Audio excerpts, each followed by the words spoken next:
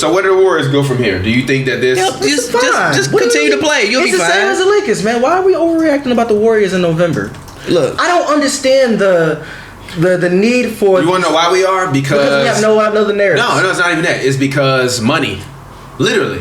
It's all about money. Like, it's all about money. All of this. Everybody can't get paid. No, literally. All of this is about money. And if you got a smart agent and a smart manager, and you know you're not going to get your max, and you know you got to be there for 2 more years, you might as well start to...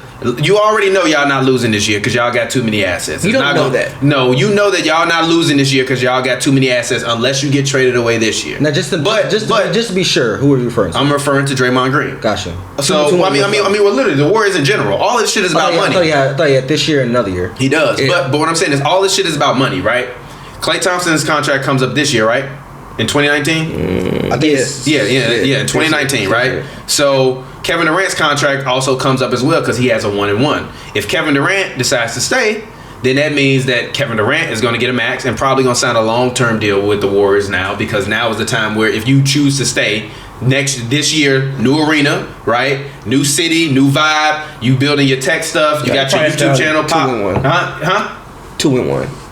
Still, that's long term. He been signing 1-1s. So 2-1, that's a long term deal for you. That's 3 years guaranteed. He's probably gonna get paid $40 million. I'm sure Steph is gonna be making $40 million. I'm sure if Klay really wants to stay, Klay gonna get maxed out. And even if Klay don't get maxed out, Klay probably gonna take $30 million less. $30 million less overall is good for the organization because they can stretch that money out. You know Iggy's is going to eventually come off of the books because he's getting old. Livingston as well. You might keep... I really think Alfonso McKinney is going to replace Iggy in maybe like 2 years if he stays good and they like lock him up. Quinn Cook has still been decent. You got you a solid backup. Kevon Looney, Steve Kerr's trust has finally paid off. He's playing better. I like David. You got Jordan Bell, who Coach Nick from B-Ball Breakdown said that they're grooming to basically take over Draymond's spot. I still hate thinking about Jordan. Even if you also got Damian Jones. Think about how many players you also got.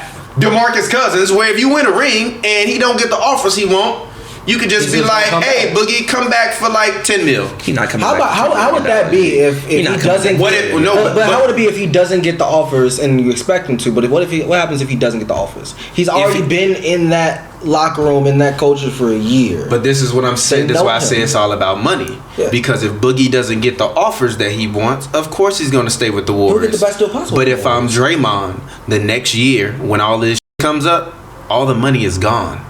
Yeah. So I said on the happy hour, I'm getting pennies on the dollar. I brought you here.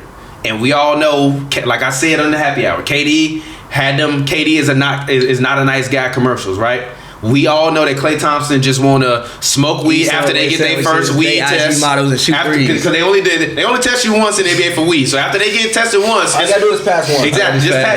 Klay just gotta pass that first weed test. He gonna hang out with his dog Rocco, spark it up, hang out with his IG models. We know Steph exactly shoot threes. We know Steph gonna be at home with Aisha, with Lil Riley, with Lil Cannon.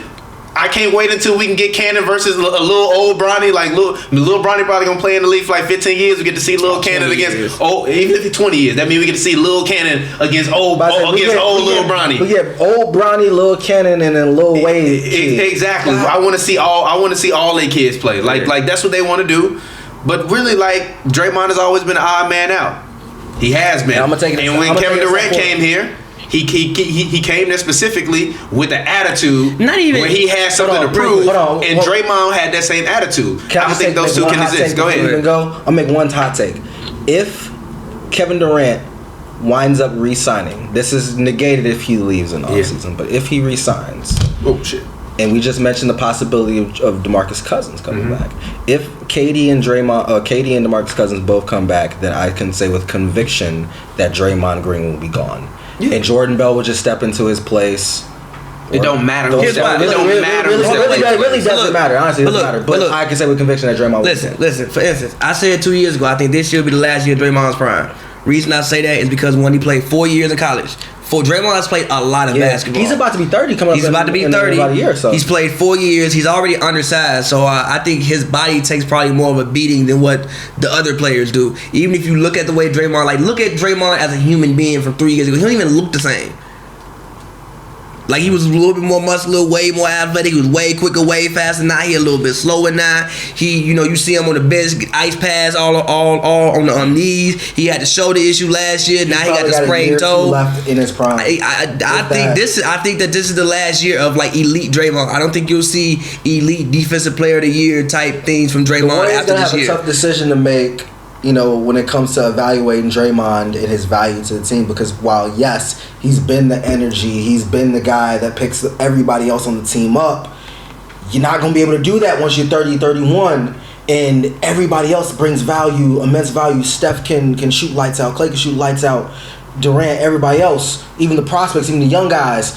What do you do? What do you bring to this championship culture besides energy?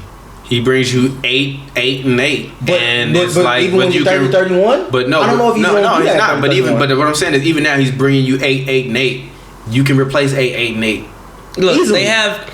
You got 8, 8, and 8 on your team. Look, they have. Jordan Bell's no, literally. Bring 8, 8, you can just 8. give the ball to Steph, KD, and Claymore. At this point, I think they have enough ball handlers to run the offense the way. Am I wrong? No. Look. At this point, I think they have enough ball handlers to run the offense the same way. Like even if you look at how KD's assists have jumped up since Steph has been down, he's pretty much been running point guard. So if you want to, you can just have KD do some of the same shit that Draymond was doing. If Boogie stays, Boogie was giving you not granted Boogie was giving you 5 assists, 5 turnovers, but I would assume playing with he's not gonna be holding the ball. He will be sitting his ass on the bench. He's not gonna be holding the ball, and even still, like you should average 5 turnovers, and 5 assists with Clay and Steph out there. Yeah. Get the ball out your hands, let them shoot the ball. You shouldn't be averaging that. So they have, and even defensively, like I like DeMarcus Cousins was 3rd in the NBA last year in terms of touches a game at 90. That didn't make sense. He should have been. That didn't make any sense. But then you got Jordan Bell, you got Damon Jones, you got McKinney. Like I think they would have enough to be able to offset Draymond if they if they did lose Draymond, which I personally think at this point ultimately will probably happen. I don't even know. Like even if KD doesn't stay, does Draymond do we want to keep Draymond around? Do we want to Because you might be the reason that the man left. Do we want to keep you around? No. KD, when they had that argument, when Draymond was calling him a bitch and Boogie was saying, That's fine. He a bitch. KD was walking off to the other side of the court. He was like, man, and he listened, and this why but he mouthed, this why I'm out of here. Yeah. So look, Bob Myers and the Warriors, management staff sent a very clear message to the entire team, including Steph Curry, including Klay Thompson. Fall in line. Steph Curry is our crown jewel. Kevin Durant is our second crown jewel. Fall in line, or we're gonna have some problems because you're not gonna suspend him. As even when Draymond and had the blow up with Steve Kerr, he was talking about Steve Kerr didn't suspend him. Bob Myers didn't suspend him. He's getting suspended without pay by the team, not by the league. So that means that you're becoming a cancerous person in the locker room. And if I gotta choose between Kevin Durant and Draymond Green, pack your bags, bro. Where you want to go? It's also necessary for them to send that message. I'm glad they send that message. Yeah. Not only to send the message to Draymond and everybody else on the team, sent a message to Durant that we're willing to do this, that, and the third to keep you. Yeah, and also even the fact that, like I mentioned on Happy Hour, like Clay they said it in the locker room when Draymond, and KD were going back and forth before the media came in, that Clay was the one on the team because Steph was hurt and wasn't there, was the one that stepped up and was like, yo, Draymond, you got to chill out. Clay was like, Draymond, you gotta chill out. Come on, bro. First of all, come on, bro. First of all, from being a media member once, I can only imagine how it would be to sit out there like, yo, somebody's yelling at somebody. No, you can actually hear it like that close. If they was yelling like that, yeah. Like you stand right outside the locker room. I'm pretty sure like Steve Kerr maybe was like out. It depends on how quickly the argument happened. Yeah. Like if it happened like right after the game, maybe you came down and you just heard yelling. But if it went on while Steve Kerr was giving this thing, and you could hear that. Mm-hmm. That's what you could hear. Like you're not that far away from the locker room, and then walking into the locker room, you would know something happened.